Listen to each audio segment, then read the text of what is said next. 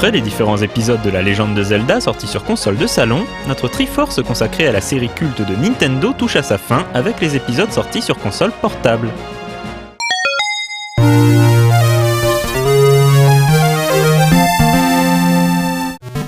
Après le retour triomphal de Link et Zelda avec Link to the Past, les joueurs Game Boy se mirent à rêver d'un épisode de Zelda pour la portable à l'écran monochrome.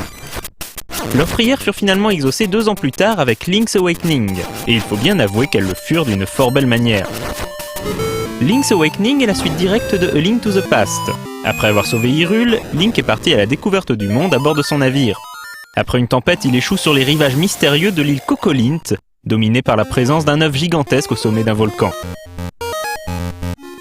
Remis sur pied, Link va découvrir que pour s'échapper de l'île et rentrer chez lui, il doit trouver comment réveiller le poisson rêve. Pour ce faire, il devra évidemment parcourir moult donjons et affronter quantité d'ennemis.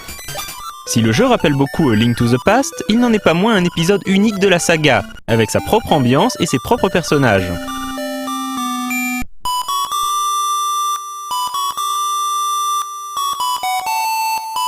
Le jeu brille également par ses musiques, assez démentes vu les capacités limitées de la console dans le domaine.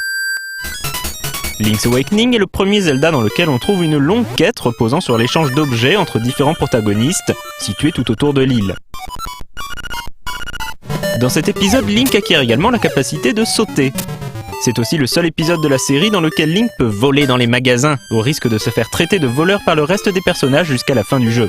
Si le jeu est rempli d'humour et d'autodérision, l'histoire de Link's Awakening se révèle assez mélancolique, avec une fin poignante qui reste gravée dans la mémoire.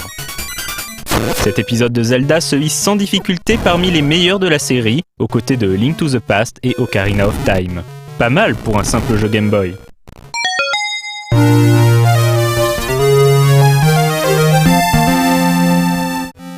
Quelques années plus tard, Link's Awakening bénéficia d'une nouvelle version en couleur, évidemment sortie sur Game Boy Color.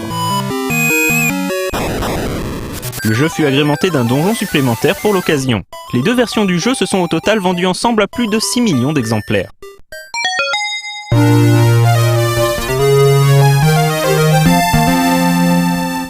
Link's Awakening sera à nouveau recyclé en 2001 pour créer 2 épisodes inédits, Oracle of Ages et Oracle of Seasons.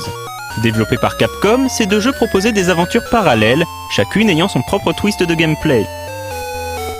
Dans Oracle of Ages, il s'agissait du voyage dans le temps, et dans Oracle of Seasons, le contrôle du climat. Les jeux se déroulent également en dehors d'Hyrule, dans les contrées d'Holodron et Labrina.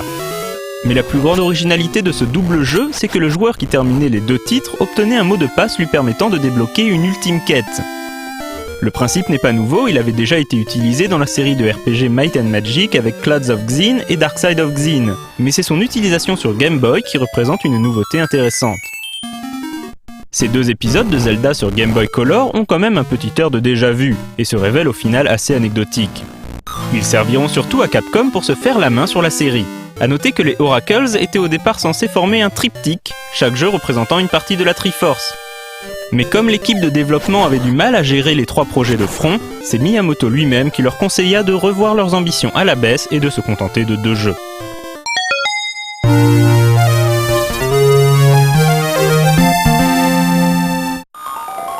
La série revient en 2003 sur Game Boy Advance, la toute nouvelle console de Nintendo, mais pas avec un épisode inédit. Nintendo préfère en effet proposer un remake GBA du mythique Link to the Past, enrichi de quelques effets sonores issus des épisodes N64. Mais la cartouche propose également une grosse nouveauté sous la forme d'un mode multijoueur baptisé Four Swords. Celui-ci met 2 à 4 joueurs aux prises avec un nouveau méchant, Vaati le sorcier du vent. Découpé en niveaux, Four Swords obligera les joueurs à mettre leurs compétences en commun pour progresser dans les différents tableaux.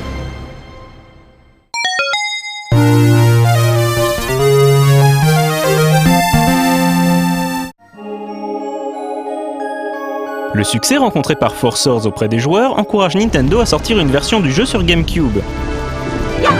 Le jeu nécessite toutefois de posséder autant de Game Boy Advance qu'il y a de joueurs, puisque lorsque les joueurs sont séparés, l'aventure de chacun se poursuit sur sa console portable.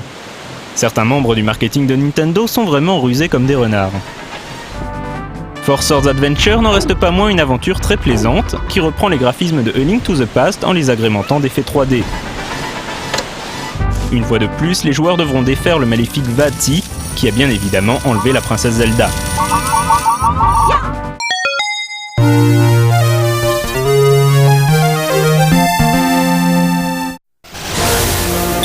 À nouveau co-développé par Nintendo et Capcom, The Minish Cap sera le dernier jeu Zelda à sortir sur Game Boy Advance. Il s'agit cette fois-ci d'un épisode 100% inédit, dont l'histoire est liée à celle des jeux Four Swords.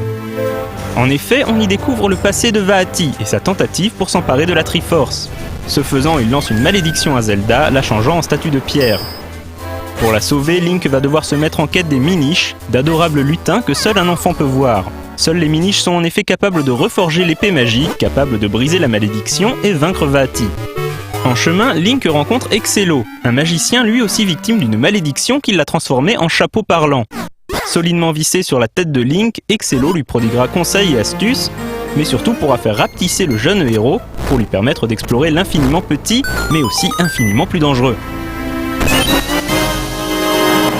The Minish Cap est un jeu aux graphismes adorables dans la lignée de ceux de Wind Waker.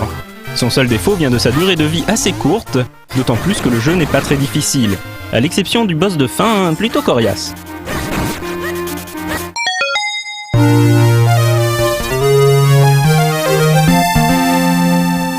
Et voilà, ainsi se termine cette Triforce de Retro & Magic. La saga Zelda reste l'une des plus emblématiques du jeu vidéo et de nouveaux épisodes sont sortis sur Wii et DS. Les aventures du garçon au bonnet vert ne sont donc pas prêtes d'être terminées, pour le plus grand bonheur des joueurs de 7 à 77 ans.